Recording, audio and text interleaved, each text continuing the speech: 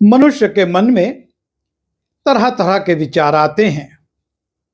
कुछ सकारात्मक होते हैं और कुछ नकारात्मक होते हैं। जब हम लूका रचित सुसमाचार उसके 19वें अध्याय के पहले 10 पदों को देखते हैं, वहां पर एक धनी व्यक्ति का उल्लेख है जो कि यरीहो नगर में रहता था।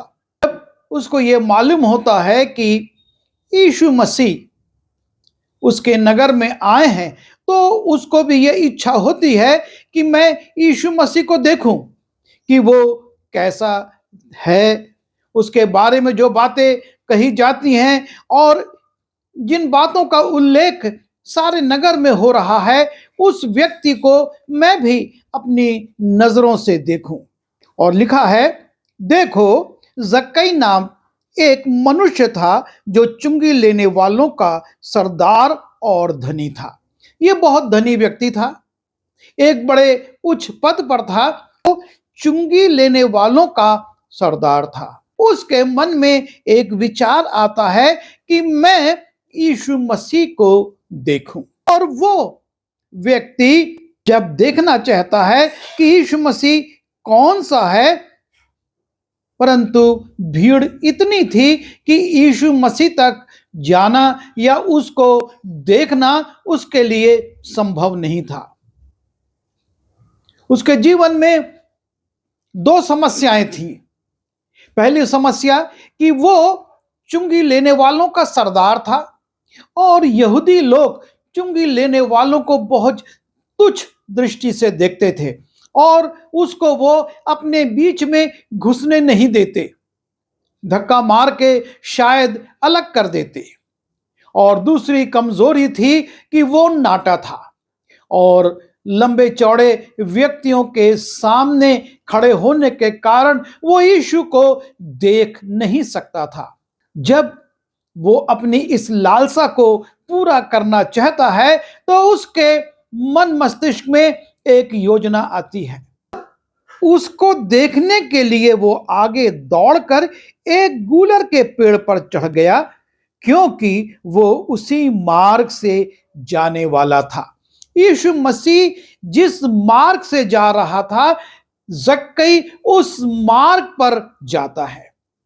यदि हमको यीशु मसीह से भेंट करना है, तो हमको उसी मार्ग पर जाना होगा जिस मार्ग पर यीशु चलता है। हम दूसरे मार्ग से यीशु से भेंट नहीं कर सकते और जक्कई उसी मार्ग पर दौड़ता है, इसलिए कि वो यीशु से आगे निकल जाए। और तब उसको अपनी दूसरी निर्बलता का भी एहसास है कि मैं आगे जाकर भी नहीं देख पाऊंगा। वो एक गूलर के पेड़ पर चढ़ जाता है और यहां पर हम 2 प्रकाशनों को देखते हैं।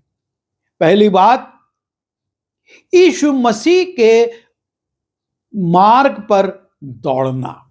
यीशु मसीह को देखने के लिए, उससे मिलने के लिए हमको उस मार्ग पर दौड़ना होगा। जैसा कि पौलुस भी कहता है कि मैं निशाने की ओर दौड़ा चला जाता हूं। जब हम फिलिप्पी उसके 3 अध्याय के 14वें पद में जाते हैं, वहां पर पौलुस इस बात का उल्लेख करता है। वो ये नहीं कहता कि मैं धीरे धीरे, लेकिन वो कहता है कि मैं निशाने की ओर दौड़ा चला जाता हूं। और यहां पर जक्कई भी यीशु मसीह के आगे आगे, उस झुंड के आगे आगे दौड़ जाता है। उसको एक पेड़ नजर आता है, गूलर का पेड़, और वो उस पर चढ़ जाता है। अर्थात आत्मिक ऊंचाइयों को प्राप्त करना जरूरी है। हम जिस अवस्था में हैं उसमें पड़े रहेंगे तो हम यीशु से मिल नहीं सकते। हमको उन आत्मिक ऊंचाइयों पर जाना जरूरी है ताकि हम यीशु से मिल सकें। और अपने जीवन में हमको इस बात को समझ लेना है कि हम ऊंचाइयों पर जाएं, हम ऊंचाइयों पर जाकर यीशु से मुलाकात करें। और यहां पर वो यही करता है, वो दौड़ता है, आगे निकलता है, पेड़ पर चढ़ता है ताकि उस ऊंचाई से वो यीशु को देख सके। वो लोगों की प्रतिक्रिया का, लोगों की टिप्पणियों का ध्यान नहीं रखता। वो ये नहीं सोचता कि लोग मुझ पर हंसेंगे, मैं कैसे एक पेड़ पर चढ़ूंगा और कहेंगे ये क्या कर रहा है। एक ही उद्देश्य है कि मुझे यीशु को देखना है और इसके लिए यदि मुझको शर्मिंदगी उठाना पड़े तो मैं उसे भी उठाऊंगा। मैं एक अधिकारी हूं, लोग देखेंगे, हंसेंगे कि ये इस गूलर के पेड़ पर क्यों चढ़ा हुआ है, पर उसको अपना उद्देश्य पूरा करना है और वो ये चाहता है यीशु को देखे और इसलिए वो पेड़ पर चढ़ जाता है। और तब यीशु मसीह का वो झुंड, वो भीड़ और उसमें यीशु मसीह उस पेड़ के नीचे से गुजरते हैं। बहुतों ने जक्कई को उस पेड़ के ऊपर बैठे देखा होगा, शायद टीका टिप्पणी भी की हो, पर जब यीशु मसीह उस पेड़ के नीचे आते हैं तो 5वें पद में लिखा है, जब यीशु उस जगह पहुंचा तो ऊपर दृष्टि करके उससे कहा, हे जक्कई झट उतरा। परमेश्वर उन सब को जानता है जो उससे प्रेम करते हैं या उसके प्रति अपने मन में लगाव रखते हैं। और ना सिर्फ जानता है प्रभु, लेकिन उनके नाम लेकर उनको पुकारता भी है। और यहां पर भी यीशु ये नहीं कहते कि हे आदमी नीचे उतरा, लेकिन यीशु मसीह उस पेड़ के ऊपर दृष्टि करके उससे कहते हैं, हे जक्कई झट उतरा। वो कभी यीशु से नहीं मिला था, उसने यीशु को नहीं देखा था और ना यीशु ने उसको देखा था, लेकिन यीशु उसका नाम जानता है। यीशु आपका और मेरा नाम जानता है और वो ये चाहता है कि हम आत्मिक ऊंचाइयों पर जाएं ताकि यीशु हमको पुकारे और हम उससे मिल सके।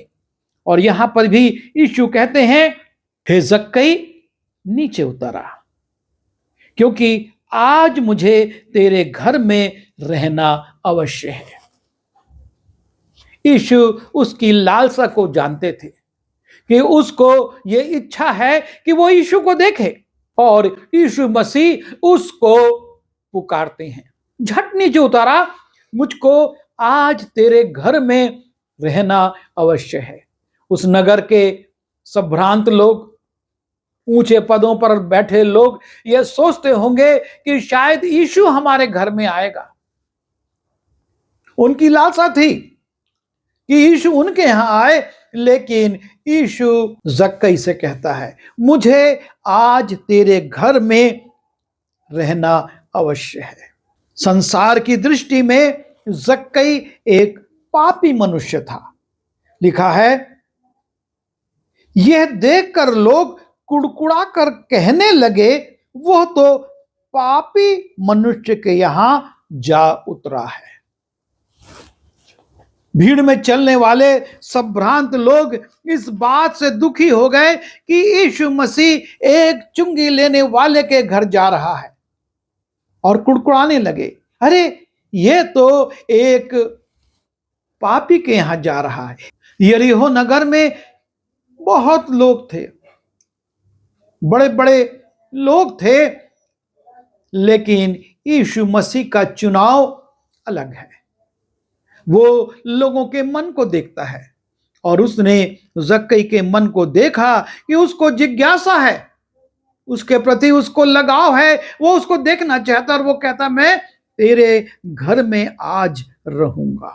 लिखा है 6वें पद में, वो तुरंत उतरकर आनंद से उसे अपने घर ले गया।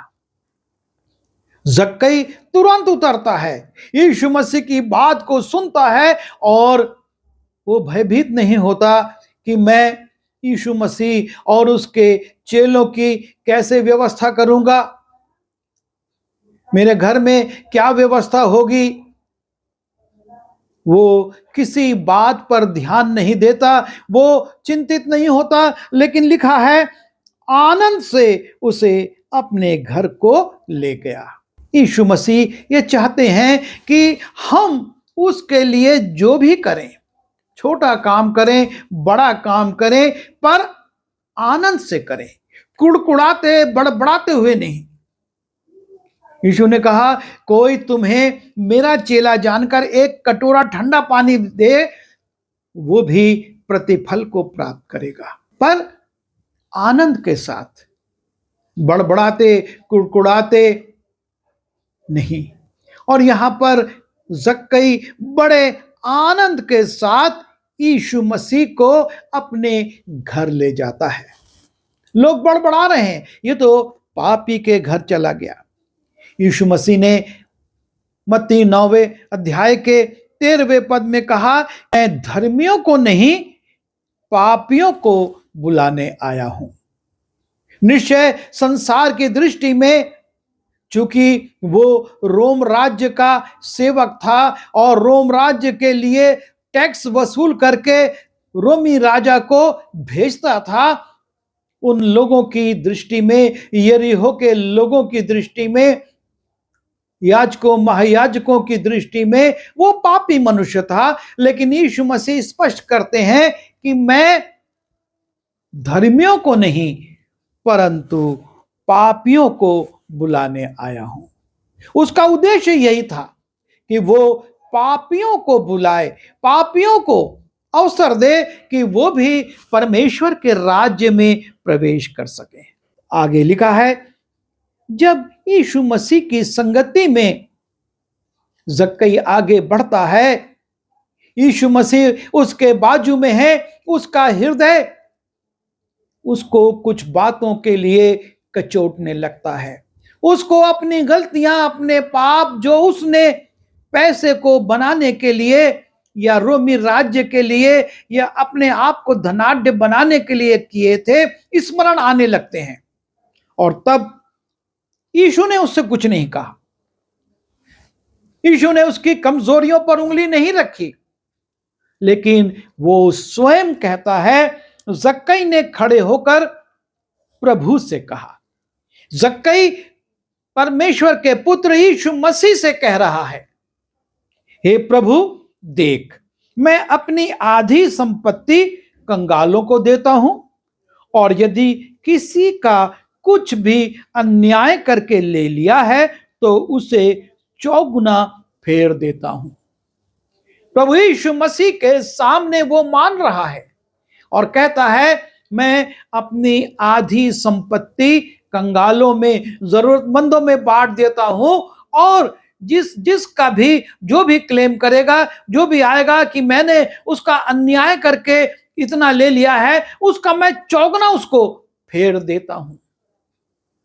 यीशु जब जीवन में आते हैं, हमको अपनी कमजोरियां, अपनी निर्बलताएं, अपने जाने अनजाने में किए गए पाप स्मरण आते हैं, और जब हम उनको मान लेते और इन्हें छोड़ भी देते हैं, तो जैसा नित्य वचन 28:13 में लिखा है कि जो अपने अपराधों को मान लेता और उन्हें छोड़ भी देता है, उस पर दया की जाएगी।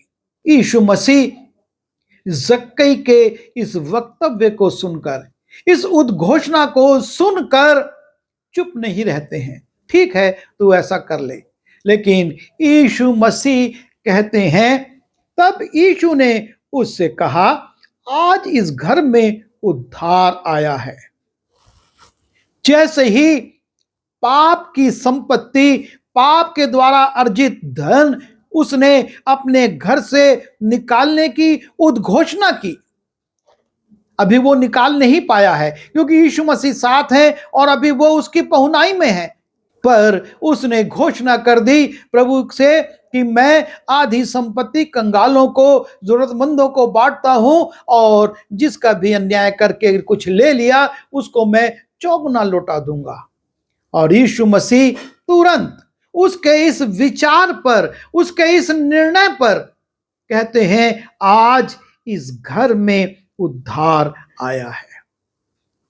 हमारा प्रभु यीशु मसीह बहुत दयालु, बहुत अनुग्रहकारी, विलंब से कोप करने वाला है, और वो जैसे ही कोई मनुष्य दीन होकर नम्रता के साथ उसके पास आता है, वो उसको ठुकराता नहीं है, उस पर दोष नहीं लगाता है, उसको शर्मिंदा नहीं करता है।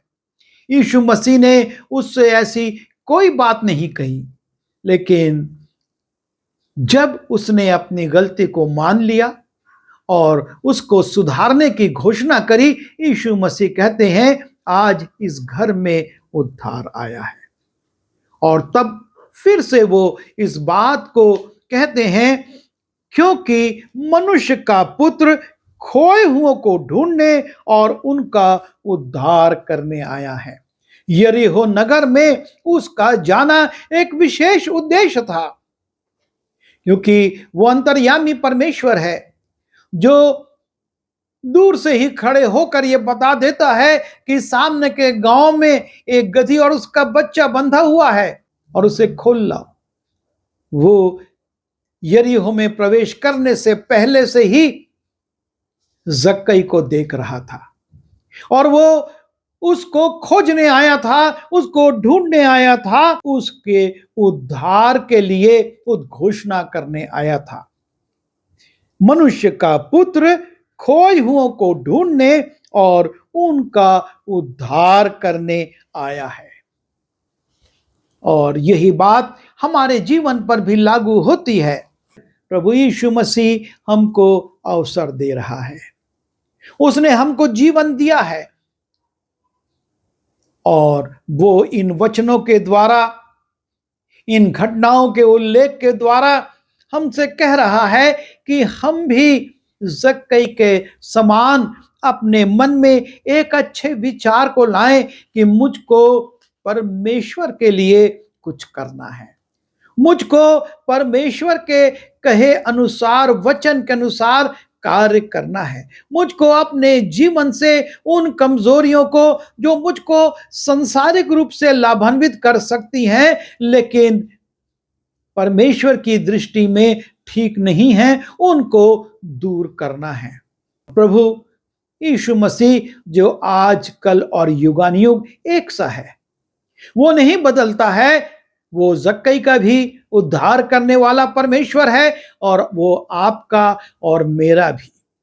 यदि हम अपने अपराधों को मान लें और उन्हें छोड़ भी दें तो वो हम पर दया करेगा और इस बात की उद्घोषणा करेगा कि आज इस मनुष्य के जीवन में, आज इस मनुष्य के परिवार में उद्धार आया है। आवश्यकता सिर्फ इस बात की है कि हम प्रभु से मिलने की लालसा करें, उसके मार्ग पर दौड़ें, आत्मिक ऊंचाइयों पर जाकर अपने प्रभु से मिलने की, उसको देखने की लालसा करें और वो हमको नाम लेकर बुलाएगा और हमारे साथ विश्राम करेगा। और जब हम अपनी कमजोरियों को मानकर छोड़ देंगे, वो हमको उद्धार भी देगा। आइए प्रार्थना करें। प्रभु जी, हम धन्यवाद देते हैं जक्कई के जीवन के लिए।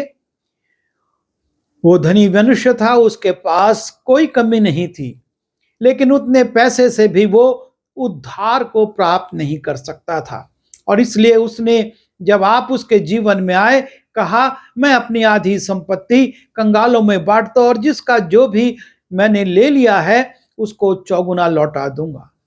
प्रभु जी, हमने भी बहुत सी गलतियां की हैं और हम अपनी गलतियों को आपके सामने मानते और निवेदन करते हैं कि हमको सामर्थ्य दीजिए कि हम भविष्य में उन्हें ना दोहराएं और आपके सामने दोषी ना ठहरे और उस उद्धार को जिसको देने के लिए आप इस संसार में आए थे, हम भी प्राप्त करके अनंत काल तक आपके साथ रह सकें। विनती यीशु के नाम से मांगता हूं, आमीन।